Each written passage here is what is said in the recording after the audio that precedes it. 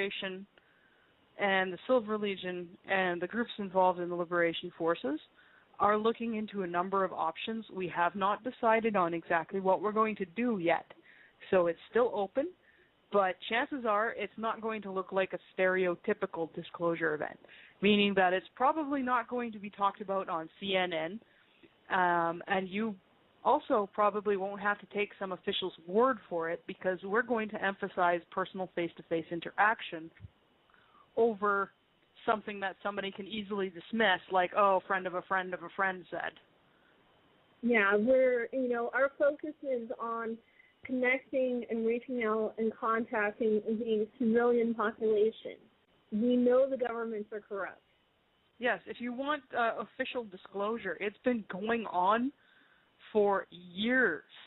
It's just that it's not happening in the form that people expect it to. It's still being marginalized by the general public at large, so people assume that disclosure hasn't happened just because things are well hidden. Well, get out there and do your research. You'll find disclosure has been going on for years. Yeah, if you guys go on YouTube, research the keyword UFO, MSM News, you'll find that there has been hundreds of mainstream network news and primetime news channels that have covered UFO sightings.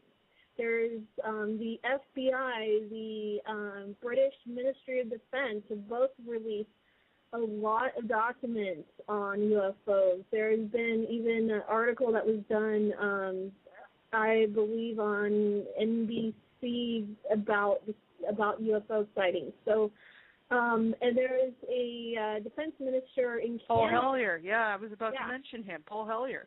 And despite all of the post-hoc attempts to discredit him on the basis of the fact that he is speaking about UFOs, here is a highly ranked member of the defense industry who is publicly disclosing this material.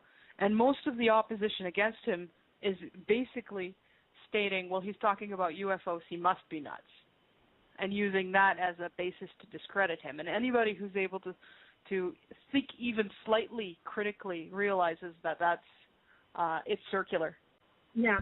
And, you guys want more government officials disclosing. There was the former head of the CIA, I believe last year, went on Coast to Coast AM and completely disclosed quite broadly the whole interaction between the United States government and UFOs. There's been the press club hearing that went on for a couple hours. It was broadcast on CNN within the past couple years, where a bunch of military, Navy, Air Force Base, government officials publicly disclosed the government's interaction with UFOs. And then just this past, I think like a month or two ago, there was the citizens hearing for disclosure where, again, more government people publicly disclosed the government's connection and ties to the UFOs and aliens.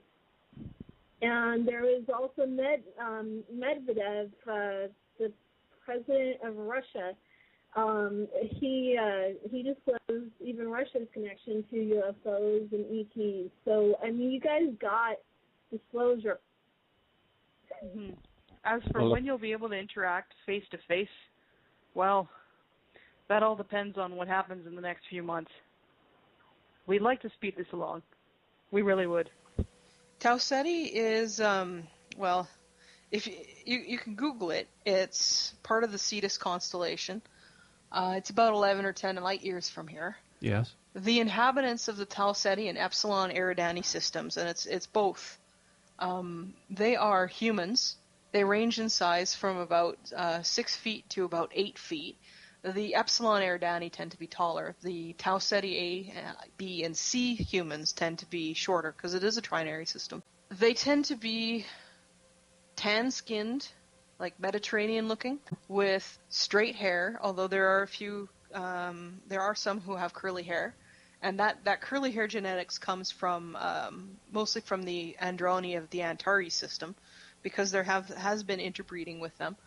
And they tend to have pointed ears and actually pointed teeth And again, the pointed ears and the pointed teeth comes from feline genetics, because there was some crossbreeding with intelligent felinoids way back in time.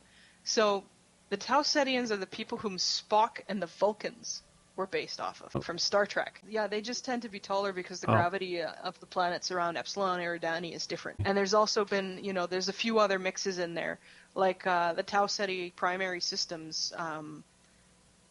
They've tend to interbreed with different groups than the Epsilon Eridani Tau Cetians. So as a result, there's more height in the Epsilon Eridani, and they also tend to be thinner.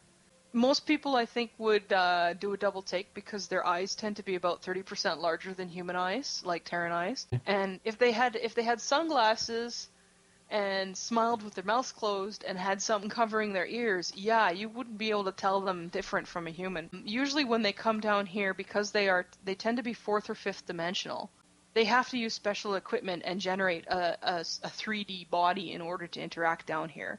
And in the past, when they were first scouting out this system to figure out what was going on with the reptilians and the Greys here, they used bodies that were colored more similarly to a Terran average. So brown hair, brown eyes, darker skin.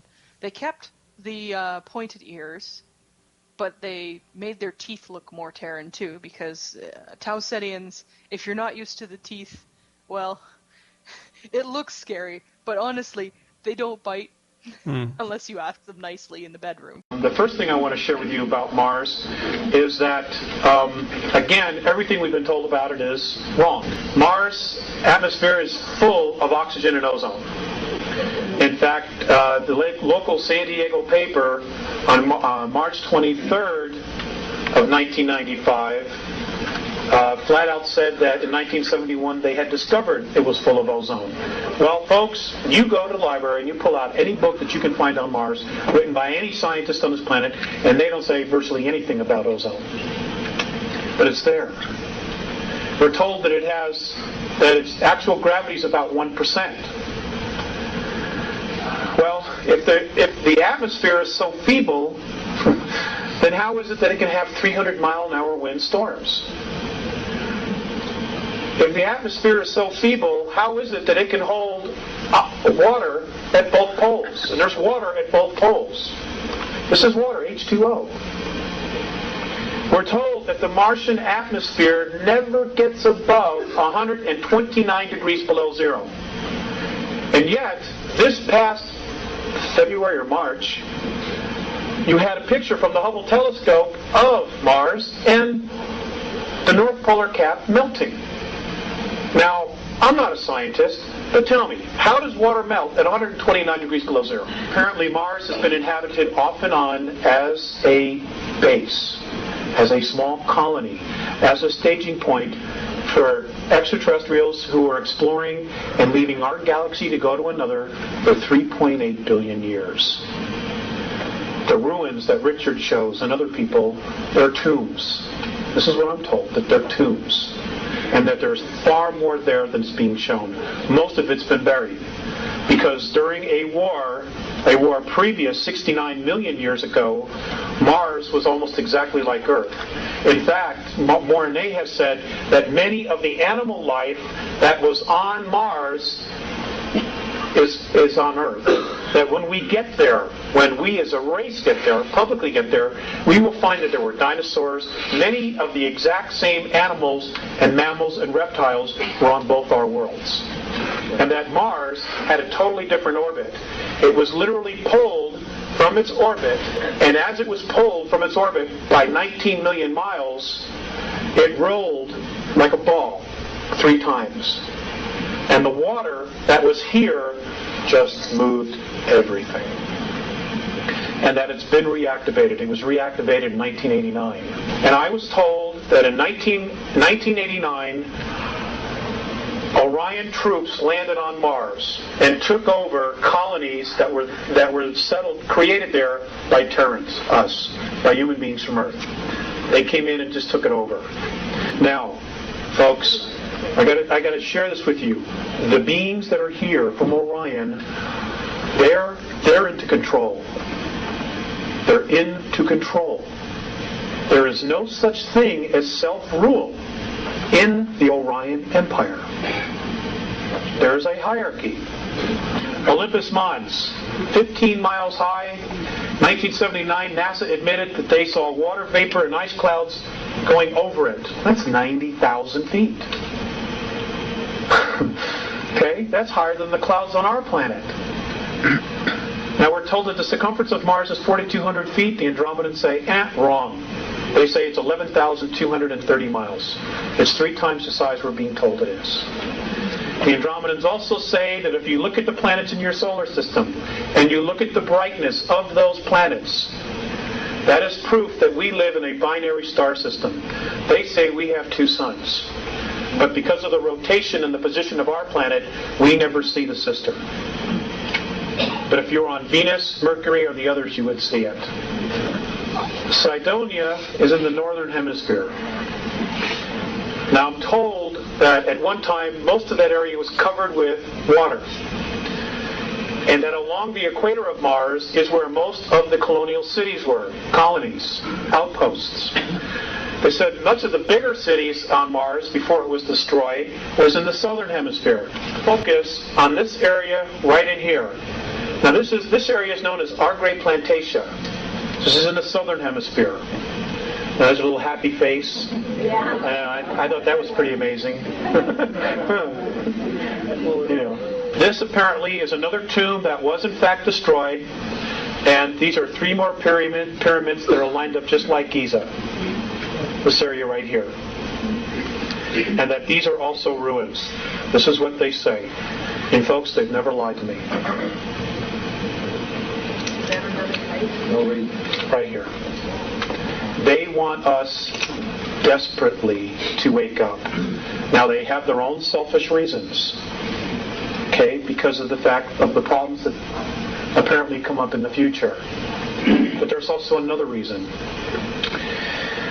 Many of the human races in our galaxy, because of so much interbreeding between the one race, the genetics apparently are starting to break down.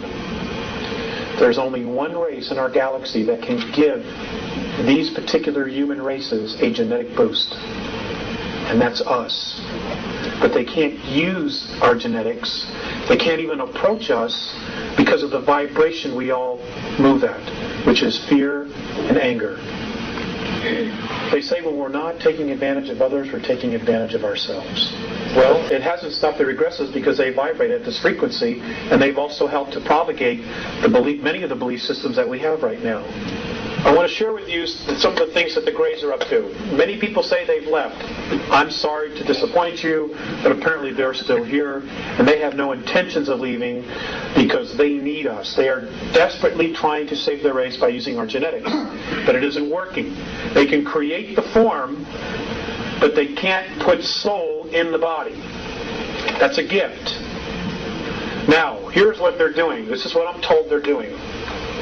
I'm told that many of the abductions that are occurring now, that the vital body, the aura of the people being abducted, which is primarily the females in a family, and it's usually the first and second daughter and the mother, what they're doing is they're peeling off the vital body, the closest part to the energy field, and they are storing it and they are feeding it to the hybrids that have that mother's genetics in it.